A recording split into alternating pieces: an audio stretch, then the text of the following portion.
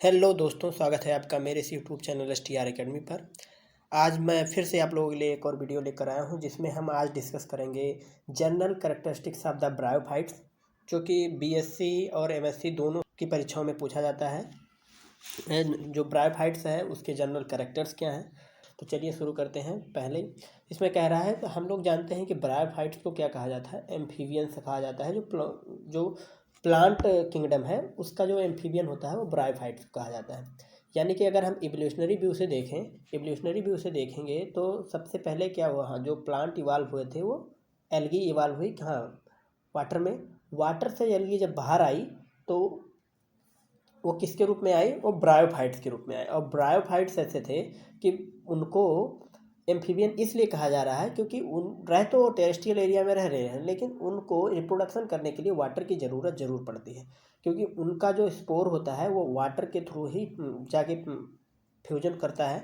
Water के through तैरता हुआ जाएगा और फ्यूजन करेगा, बिना वाटर के उनमें रिप्रोडक्शन नहीं पूरा हो पाता। इसलिए इनको amphibians of the plant kingdom कहा जाता है।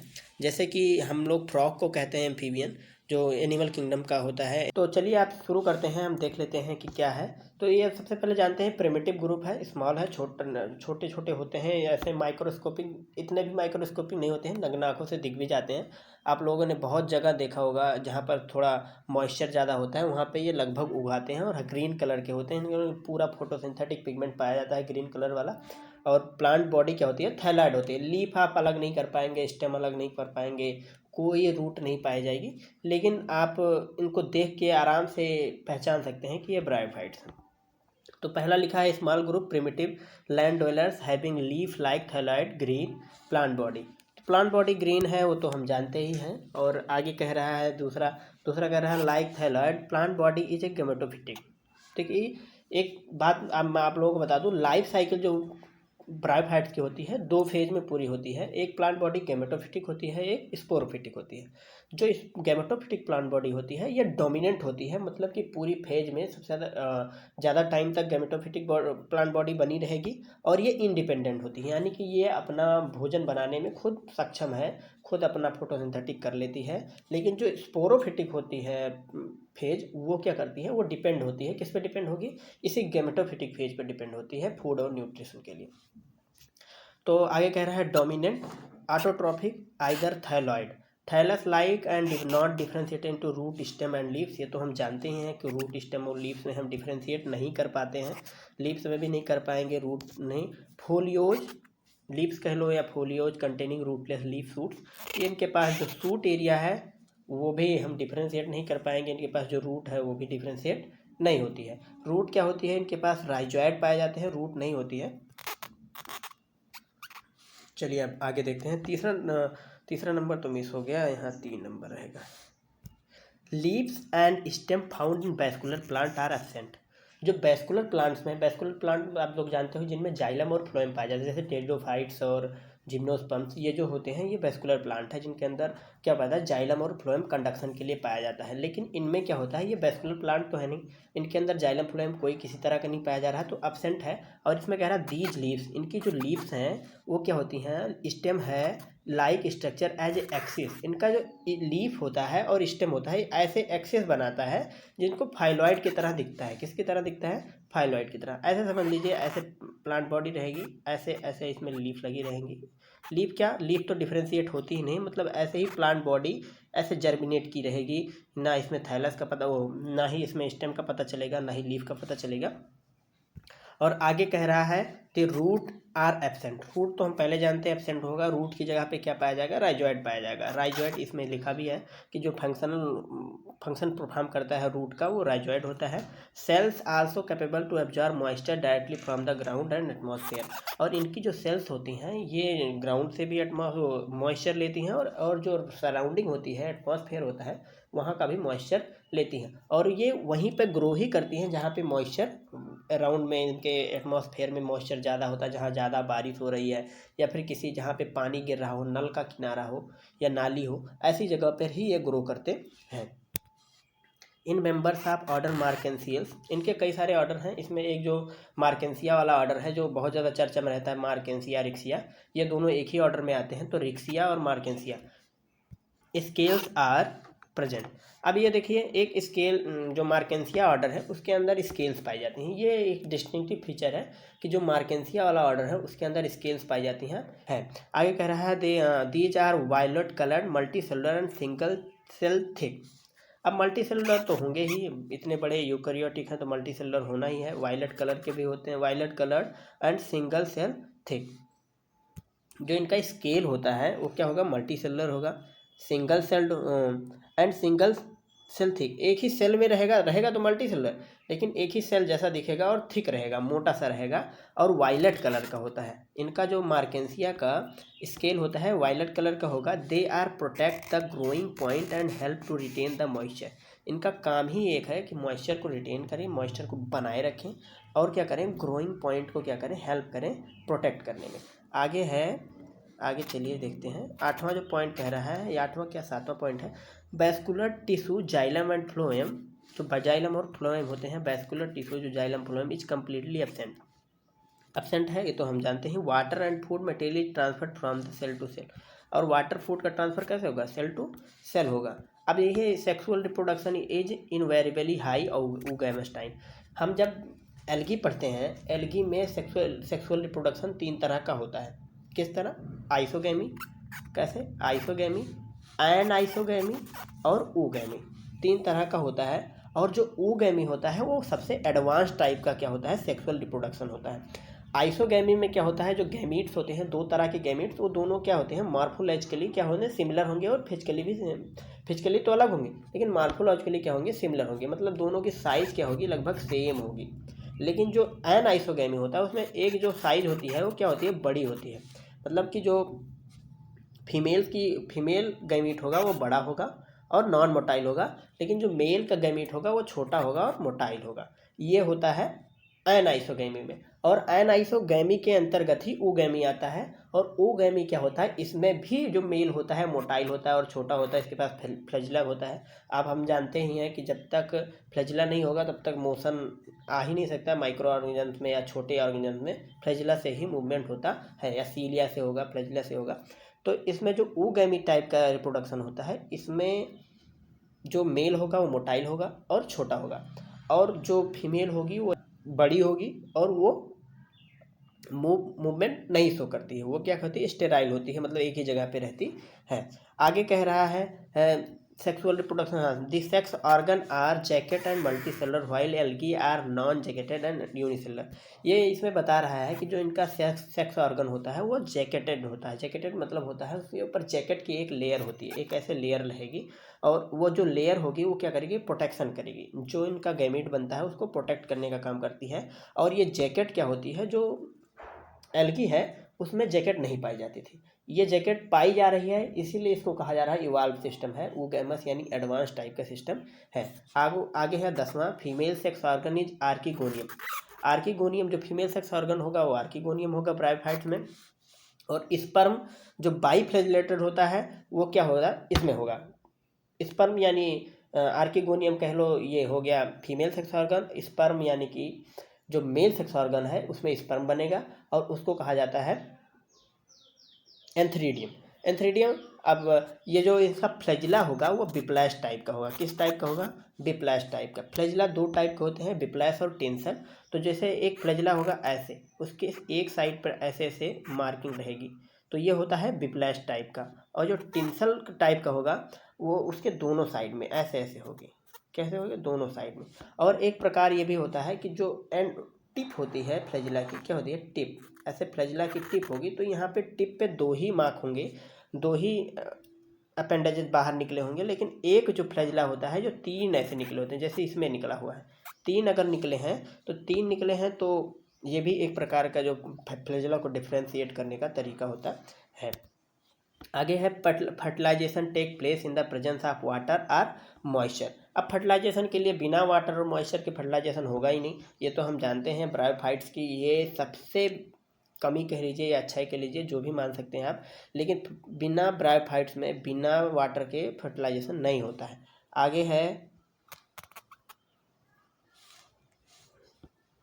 टेक प्लेस इन प्रेजेंस, हाँ, आगे है fertilize egg remain in the banter of the archegonia. Archegonia के बेंटर पर, बेंटर एग जो होता है, जो फर्टिलाइज एग होगा वो आर्किगोनिया की बेंटर पर क्या होगा, remain in the banter of the archegonia, it neither become independent from the parent gametophyte nor pass into the resting period.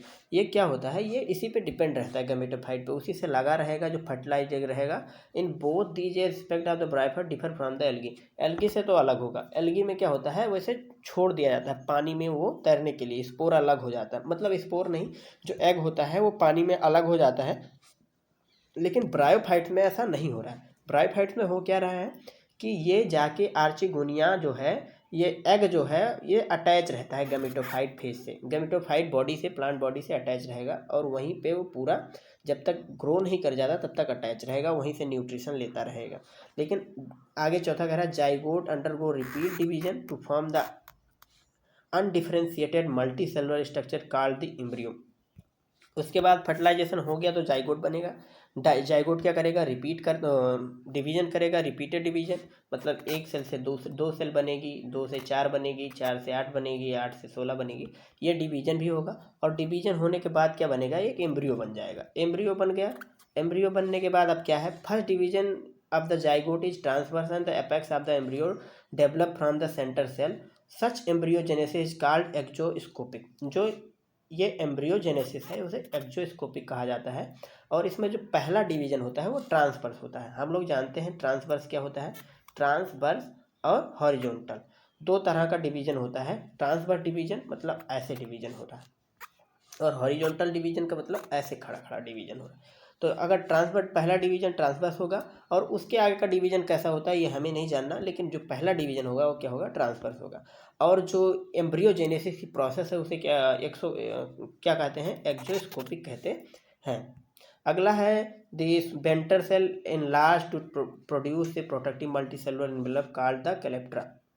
इसमें एक बेंटर सेल होती है, बेंटर वाल होती है, वो क्या करती है, बड़ी होकर ये मल्टी सेलुलर एनवेलप बनाती है, जिसे कैलिप्ट्रा कहा जाता है। अभी जब हम फिगर दिखाएंगे आपको तो उसमें कैलिप्ट्रा दिख जाएगा, आप परेशान नहीं हो।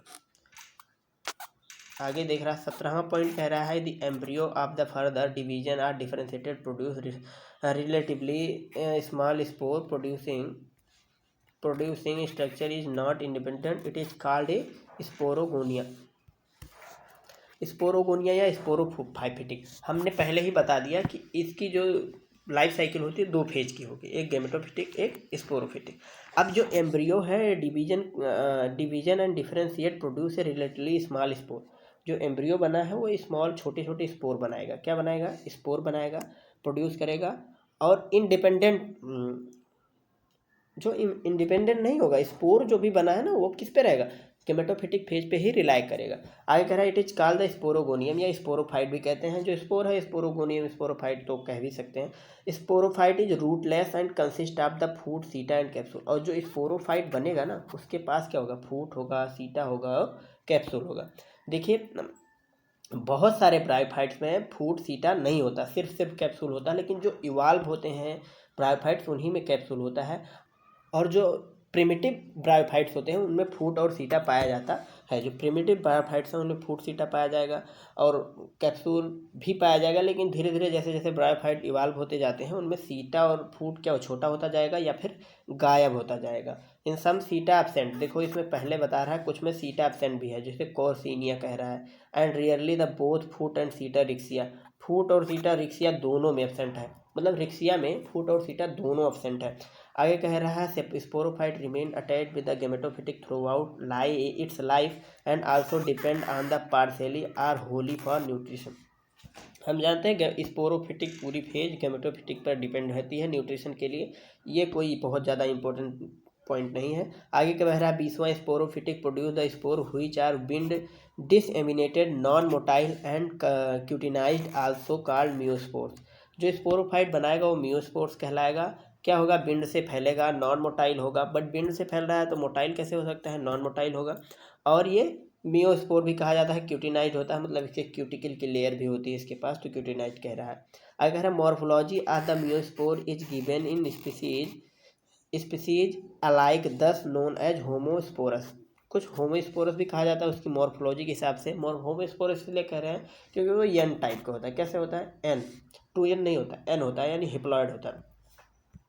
आगे है 22वां पॉइंट कह रहा है each spore under suitable condition germinate to give rise the gametophyte plant directly and indirectly and lateral bud from the protonema. जो स्पोर है वो डायरेक्टली क्या बना देगा, गैमेटोफिटिक फेज प्लांट बॉडी बना देगा या फेज बना देगा, प्लांट बॉडी बना देगा या फिर बड बना देगा। क्या बना देगा, बड बना देगा, जिसे प्रोटोनीमा भी कहा जाता है। प्रोटोनीमा बन जाएगा, उसी से नया प्लांट तैयार हो जाता है। Heterologous type of the alternation of generation in life cycle of the bryophyte while in algae is homologous type. जब दो तरह लाइफ साइकिल में दो तरह की फेज आ रही है, गैमेटोफिटिक एक स्पोरोफिटिक, तो हेट्रोलॉगस हो ही जाएगा। हेट्रो मतलब होता है अलग अलग और होमो मतलब सेम, एक ही तरह की, एक ही लाइफ साइकिल, मतलब एक ही फेज चलेगी पूरी लाइफ में। अभी हम जब फिगर देखेंगे तो सब कुछ क्लियर हो जाएगा। चलिए देख लेते हैं फिगर और इसी सेल्स देख लेते हैं क्या क्या होता है। ज़्यादा कुछ इसमें याद करने की ज़रूरत नहीं है, बस एक बार फिगर देख लेंगे। और इसमें जो 18, 20, 22 पॉइंट दिए गए हैं, सब तैयार करने की ज़रूरत नहीं। आप 10 से 12 पॉइंट तैयार करके बढ़िया से, जो आपको लगे कि हाँ ये मुझे याद हो जाएगा, वो तैयार करके जाइए, आप एग्ज़ाम में लिख दीजिए और ये फिगर बना दीजिए। इसमें देखिए पहले कवर सेल्स हैं, जो ऊपर वाली सेल्स दो हैं, ये कवरिंग वाली सेल्स हैं ये वाली, और इसके नीचे ये देखिए नेक कैनाल सेल्स हैं, दो सेल्स यहाँ पे हैं, एक ये और एक ये नेक कैनाल सेल्स हैं। और इसके जस्ट नीचे क्या कह रहा है, देखिए ये नेक कैनाल सेल्स एक है, उसके जस्ट नीचे ये वाली सेल, ये वाली सेल क्या है, बेंटर कैनाल सेल्स। क्या, कौन सी सेल है, बेंटर कैनाल सेल्स। आप कहेंगे तो इसको मैं जूम कर देता हूँ, ये देखिए, हाँ ये देखिए ये है बेंटर कैनाल, ये बेंटर कैनाल सेल्स हैं जो यहाँ पे हैं, ये वाली सेल्स। और इसके नीचे ये एक सेल है, कौन सी सेल है, एक्स सेल। इसमें भी वही एक सेल दिखा रहा है, देखिए स्टॉक दिखा रहा है बाहर से, ये बाहर वाला स्ट्रक्चर है। ये जो ऊपर की लेयर बन रही है, ये क्या है, इसकी जैकेट, क्या है, जैकेट सेल्स है। तो आपने देख लिया। लाइफ साइकिल पढ़ेंगे अगली वीडियो में। आई होप कि आप लोग समझे होंगे। अगर कोई प्रॉब्लम है तो आप कमेंट करके पूछ सकते हैं। तो आज के लिए इतना ही। अगर आपको कुछ पूछना है तो पूछ सकते हैं। धन्यवाद।